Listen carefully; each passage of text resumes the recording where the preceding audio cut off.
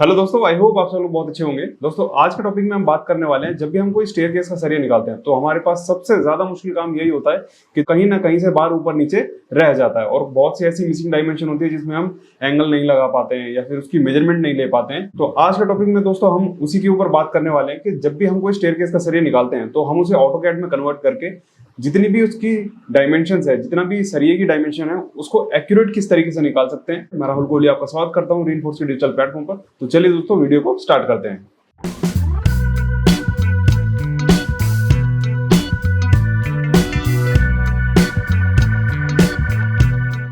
दोस्तों स्टेयरकेस का बीवेस निकालने के लिए हमारे पास जो पीडीएफ ड्राइंग होती है उसको हमें ऑटोकैड में कन्वर्ट कर लेना है और पूरा स्केल कर देना है। इस चीज के ऊपर मैंने पहले भी बहुत सारी वीडियो बनाई हुई है, तो आप वो एक बार चेकआउट कर सकते हैं कि पीडीएफ से कैसे हम इंपोर्ट करते हैं ऑटोकैड में और ऑटोकैड से हम किस तरीके से अपनी जो ड्राइंग है उसको स्केल में लाते हैं जिससे कि हम पूरी डायमेंशन वहां पर देख सकें।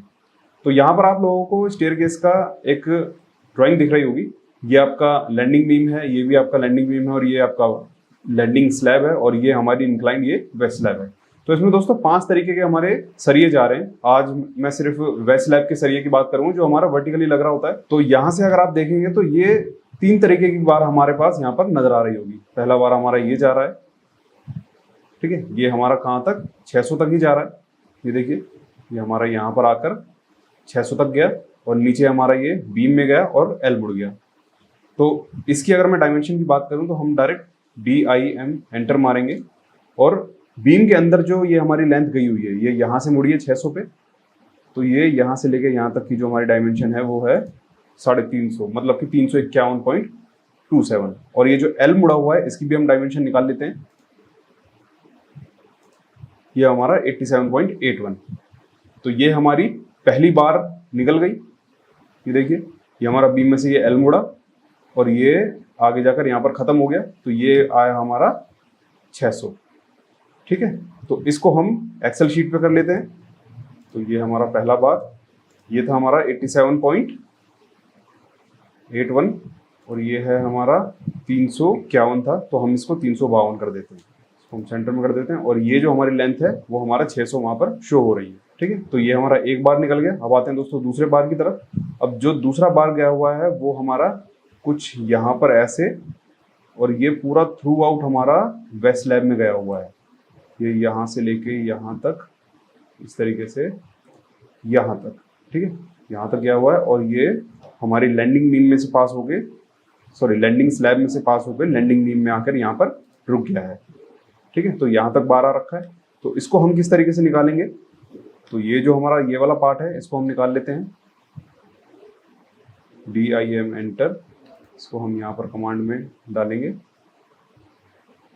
तो ये हमारा निकल कर आया 132.32। अब हमें थ्रू आउट लेंथ निकालनी है, तो वो कैसे निकलेगी, हम लास्ट कॉर्नर पे इस पर क्लिक करेंगे और ये ऊपर तक लेकर जाएंगे जहाँ पर ये बार बैंड हुआ है। तो ये निकली हमारी 2 मीटर 641, ठीक है। इसको 42 भी लिख सकते हैं। और लास्ट हमारी कहाँ पर, ये लैंडिंग स्लैब में गई है और लैंडिंग बीम तक यहाँ तक आई है। तो इसकी डायमेंशन हमारी क्या हो जाएगी, ये हो जाएगी हमारी 1134, ठीक। तो इसको भी हम एक्सेल शीट पे लिख लेते हैं, 1134।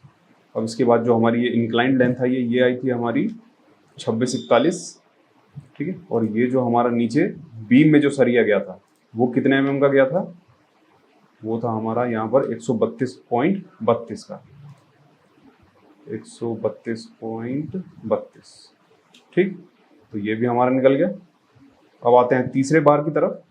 तो अब ये जो तीसरा बार गया हुआ है ये कैसे निकलेगा, ये एल यहाँ पर गया है, फिर ऊपर यहाँ पर गया और ये जो मुड़ गया है ये मुड़ा है हमारा, ये मुड़ा है हमारा थोड़ा सा ऊपर से मुड़ा है। तो ये हमारा 1000 शो किया हुआ है, ठीक है। तो हमें ये सिर्फ एल की वैल्यू निकालनी है यहाँ से लेके यहाँ तक।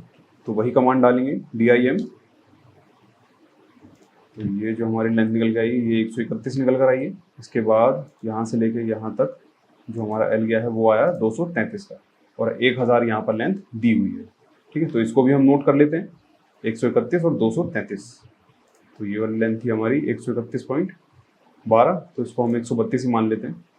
132।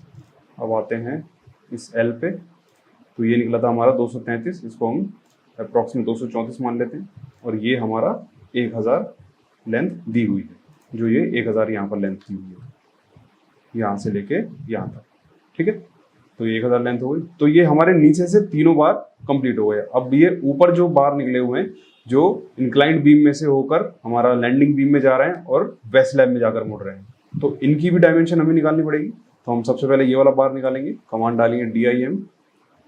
यहाँ से हम जो बीम में सरिया गया हुआ है, ये सरिया गया है हमारा 184 mm का।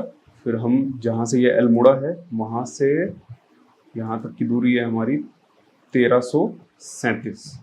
ठीक, 1337 हमारी ये वैल्यू आ गई। और यहाँ से लेके यहाँ तक, यहाँ से लेकर यहाँ तक पहले से 1000 दिया हुआ है।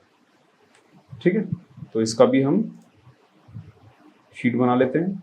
तो ये जो हमारा एल गया हुआ था बीम में, ये कितना आया था 184, 184। लैंडिंग स्लैब में कितना आ रखा था 1337, तो हम इसको 1338 मान लेते हैं। अब यहाँ पर तो 1000 दिया ही हुआ है, ये वाला बार भी हमारा निकल गया। अब लास्ट में जो बार रह रहा है वो हमारा ये इस तरीके से, ये जो स्लैब में आ रहा है, लैंडिंग स्लैब से बीम में जा रहा है, ये एल, और यहाँ से लेकर यहाँ तक ये आया हमारा 600 पे आके इधर मुड़ गया। तो ये 600 तक तो हमें लेंथ दे रखी है, बट यहाँ से लेके यहाँ तक लेंथ नहीं दी है। तो इसको भी मेजर कर लेते हैं, DIM। तो ये हमारा टिपिकल निकला 1419 का। और ये जो हमारा स्लैब में बार गया हुआ है, ये गया है हमारा 70, मतलब 71 mm का आप मान सकते हैं। ठीक है, तो 1419, इसको 1420 मान लेते हैं।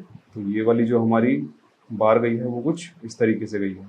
तो ये वाली जो बार थी हमारी, वो कितनी थी 70 mm की, तो इसको हम 71 कर देते हैं।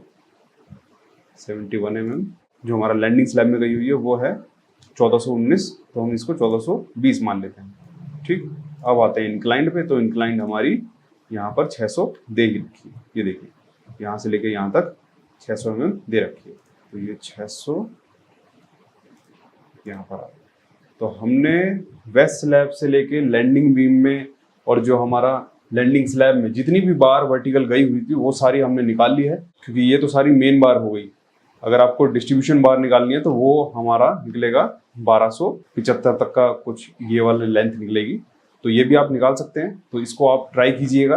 तो ये था दोस्तों सबसे आसान तरीका जिससे आप एक्यूरेट किसी भी बार की लेंथ निकाल सकते हैं। जैसे मैंने अभी आपको स्टेयरकेस के 5 बार निकाल के दिखाए।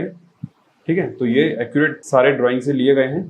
ठीक है, इसमें कोई भी कहीं पर भी एंगल नहीं लगाया है, कहीं पर भी कोई फॉर्मूला नहीं लगाया, हमने डायरेक्ट मेजर करके यहाँ पर रख दिए हैं। तो आई होप दोस्तों आप लोगों को सब समझ में आ गया होगा कि किस तरीके से हम VBS निकाल सकते हैं AutoCAD से। चलिए दोस्तों, वीडियो को यहीं पर एंड करते हैं, मिलते हैं नेक्स्ट सेशन में। Keep learning, thank you so much. और हमारे रीइंफोर्स के चैनल को सब्सक्राइब कीजिए, ज्यादा से ज्यादा वीडियो को शेयर कीजिए और ज्यादा से ज्यादा वीडियो को लाइक कीजिए। Thank you so much.